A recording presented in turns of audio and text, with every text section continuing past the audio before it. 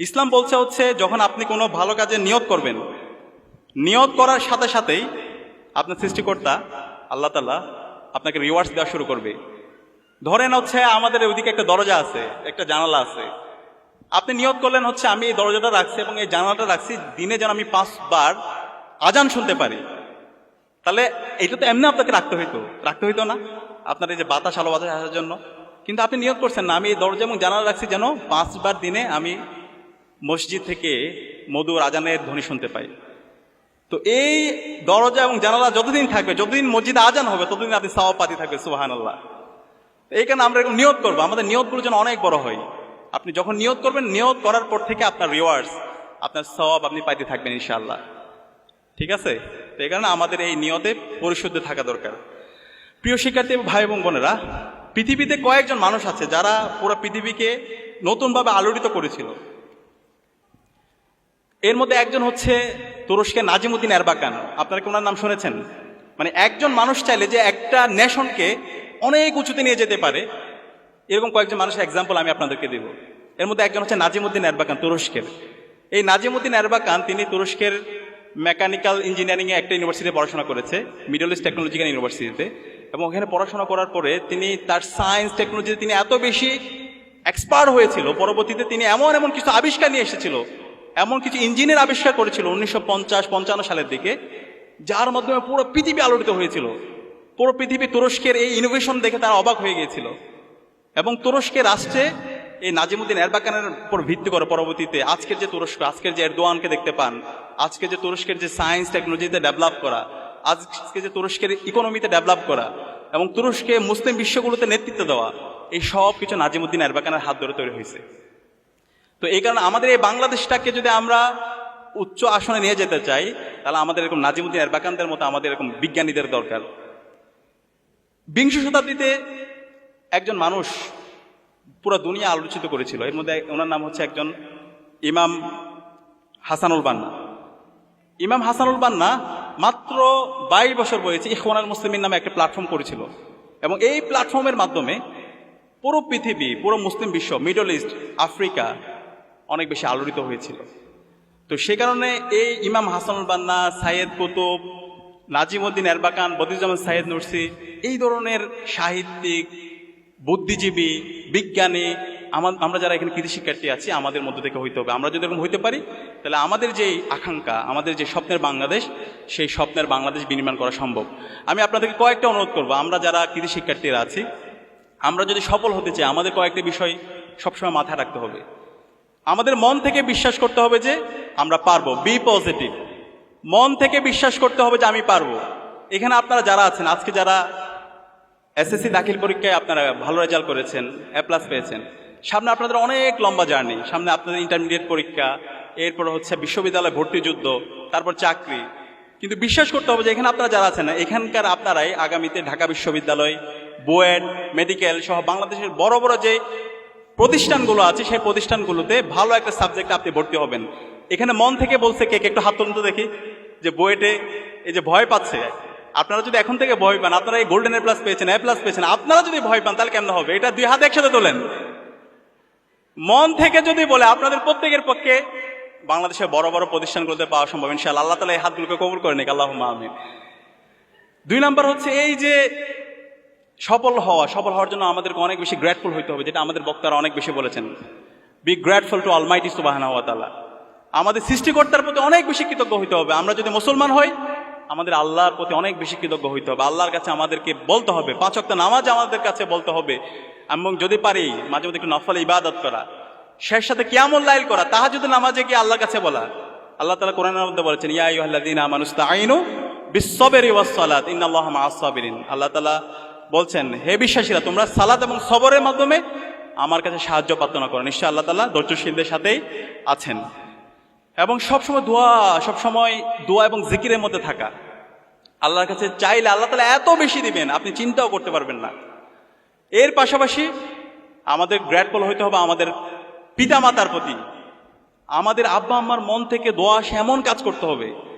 আমাদের আব্বা আম্মা উফ বলে, এই ধরনের কোনো কাজ করা যাবে না। আমরা অনেক ক্ষেত্রে ভুলে যাই আমাদের আব্বা আম্মার স্যাক্রিফাইসের কথা। দেখেন, আমাদের আব্বা আম্মা এত আমাদের পেছনে সময় দেয়, কখনো আমাদের কোনো ধরনের চাওয়া পাওয়া তারা অতৃপ্তি রাখে না। খেয়াল করবেন, আমাদের আব্বা আমার কলারগুলো ছিঁড়ে যায়, শার্টের কলার ছিঁড়ে যায়, জুতা ছিঁড়ে যায়, কিন্তু তাদের সেই শার্ট চেঞ্জ করে না, তাদের জুতা পরিবর্তন করে না, তাদের ডিভাইস পরিবর্তন করে না। কিন্তু আপনার আমার কোনো ধরনের অপূর্ণতা তারা রাখে না। তো আব্বা আম্মার মন থেকে দোয়া আসে, সেই ধরনের কাজ করতে হবে। আব্বা আম্মা যদি মন থেকে দোয়া করে, তাহলে এই পৃথিবীতে এমন কেউ নাই আপনাকে দমায় রাখতে পারবে। আমরা কি পারবো ইনশাআল্লাহ আমাদের আব্বা আম্মার মন থেকে দোয়া আসে এমন কাজ করার? ইনশাআল্লাহ। এবং এর পাশাপাশি আমাদের যারা পাড়া প্রতিবেশী আছে, আমাদের যারা আত্মীয় স্বজন আছে, তাদের মন থেকে দোয়া আসে এমন কাজ করতে হবে, তাদের প্রতি অনেক কৃতজ্ঞ হইতে হবে। আমাদের বন্ধু বান্ধব যদি কেউ একটু অসুস্থ হয়, তাদের একটু খোঁজখবর নিতে হবে। এই ধরনের ছোট ছোট কাজ, সেটা আপনাকে অনেক উঁচুতে নিয়ে যাবে, আল্লাহ তাআলা অনেক মর্যাদা আসীন করবে। এর পাশাপাশি আমাদের কি হতে হবে? Consistent, B consistent. আমরা অনেক ক্ষেত্রে এই যে এখন A+, গোল্ডেন A+ পেয়ে মনে করি যে আমরা অনেক কিছু করে ফেলছি, কিন্তু ভাই এইটা আপনার লাইফের নতুন একটা জার্নি শুরু হচ্ছে। আলহামদুলিল্লাহ, একটা সফল হয়েছেন, আরো অনেকগুলো স্টেজ আছে। সেই স্টেজগুলোকে সফল হওয়ার জন্য আপনাদের জীবনের এই কনসিস্টেন্সি থাকতে হবে, পড়াশোনার একটা রুটিন থাকতে হবে। এবং সেই জায়গায় আমি আপনাদেরকে অনুরোধ করব, এটা আমি সব জায়গায় বলি, ইসলামী ছাত্র শিবির অসাধারণ একটা আমরা রিপোর্ট সিস্টেম ডেভেলপ করেছি। ইসলামী ছাত্র শিবিরের রিপোর্টটা দেখছেন কে? একটু হাত তুলুন তো এখানে। আমাদের আপুদের জন্য আছে এবং ভাইদের জন্য তো নিশ্চয়ই আছে। এই রিপোর্ট সিস্টেমটা যদি আপনি রাখতে পারেন, আপনার সেলফ ডেভেলপমেন্ট ইন্ডেক্সটা ক্রমাগত ঊর্ধ্বমুখী হবে। আমাদের এই রিপোর্টটা 24 ঘন্টার হিসাব আপনি ওখানে রাখতে পারবেন। আপনার রেগুলার কোরআন পড়তে হবে, আপনারা যারা মুসলমান আছে হাদিস পড়তে হবে, যদি অন্য ধর্মাবলম্বী হন আপনার ধর্মের যেই রীতিনীতি আছে সেটা আপনাকে পড়তে হবে। এর পাশাপাশি আপনাকে রেগুলার পড়াশোনা করতে হবে, আপনাকে আমরা যারা মুসলমান আছে 5 ওয়াক্ত নামাজ পড়া, এর পাশাপাশি হচ্ছে কিছু সামাজিক কাজ করা, পত্রপত্রিকা পড়া, শরীরচর্চা করা, এবং সবার শেষে আত্মসমালোচনা। আপনি সারাদিন একটু চিন্তা করা, আমার যে কাজ, সেই কাজগুলো আমি করেছি কিনা, আমার কোনো জায়গায় গ্যাপ হয়েছে কিনা। এবং এই আপনার কাজ ফলো আপ করার জন্য আমাদের অনেক মেন্টর আছে, দায়িত্বশীল আছে, যারা আপনাকে মেন্টরিং করবে, আপনার কাজের ফলো আপ করবে, আপনাকে পরামর্শ দিবে। তো এই রিপোর্টটা আমি আপনাদেরকে সবাইকে রাখার অনুরোধ করবো। আপনার এই লাইফের কনসিস্টেন্সি, আপনার যে সফলতা, সেদিকে যদি আপনি চাইতে চান, অবশ্যই আমাদের এই রিপোর্টটা আপনারা রাখবেন। এবং এই রিপোর্ট আরেকটা অংশ হচ্ছে আপনাকে সাহিত্য অধ্যয়ন করতে হবে। এই সাহিত্য অধ্যয়নের মাধ্যমে কি হবে? আপনার নলেজের এক্সপ্লোরেশন হবে, আপনার কম্প্রিহেন্সিভ নলেজ তৈরি হবে। অনেক ক্ষেত্রে যেটা হয়, আমরা আমাদের যে বুকিশ নলেজগুলো আছে, পুঁথিগত জীবে বিদ্যা, সেটা কিন্তু আমাদের নলেজের জন্য সাফিসিয়েন্ট না। তো এই যে আপনাকে ডাইভার্সিফাইড নলেজ, কম্প্রিহেন্সিভ নলেজ, দেশ দুনিয়া সম্পর্কে জানা, সমাজনীতি সম্পর্কে জানা, রাষ্ট্রনীতি সম্পর্কে জানা, অর্থনীতি সম্পর্কে জানা, পুরো দুনিয়া সম্পর্কে জানা, এই জানার জন্য আমাদের অসাধারণ একটা সিলেবাস সিস্টেম আছে, বই আছে। তো সেগুলো যদি আপনি অধ্যয়ন করেন, তাহলে আপনি দেখবেন আপনার একটা ডাইভার্সিফাইড, আপনার একটা হলিস্টিক নলেজ আপনার মধ্যে তৈরি হবে। তো আমি আপনাদেরকে আপনার কনসিস্টেন্সি, আপনার সফলতার জন্য আমাদের যে অসাধারণ রিপোর্ট, এবং এই রিপোর্টটা আপনাদেরকে সংগ্রহ করার অনুরোধ করবো, এবং আমাদের মেন্টর যারা আছে, দায়িত্বশীল যারা আছে, তাদের সাথে আপনাদেরকে কানেক্ট হওয়ার চেষ্টা অনুরোধ করব। চতুর্থত যে বিষয়টা বলবো, বি হাম্বল।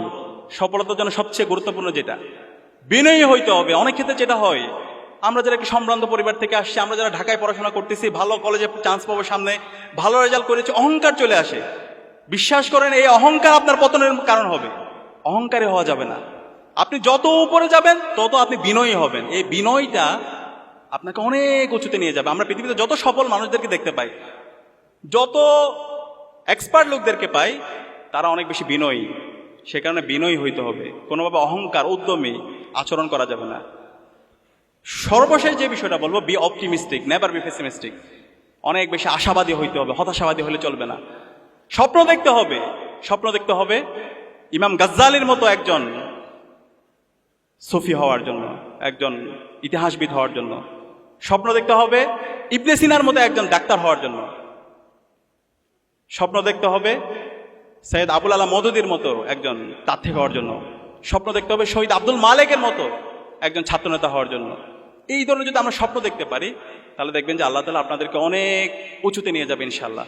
তো আপনাদের সবার জন্য অনেক অনেক দোয়া করছি।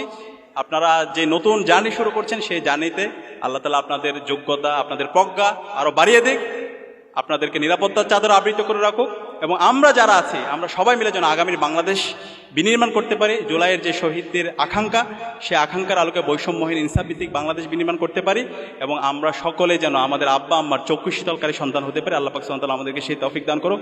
আসসালামু আলাইকুম ওয়া রাহমাতুল্লাহি ওয়া বারাকাতুহু।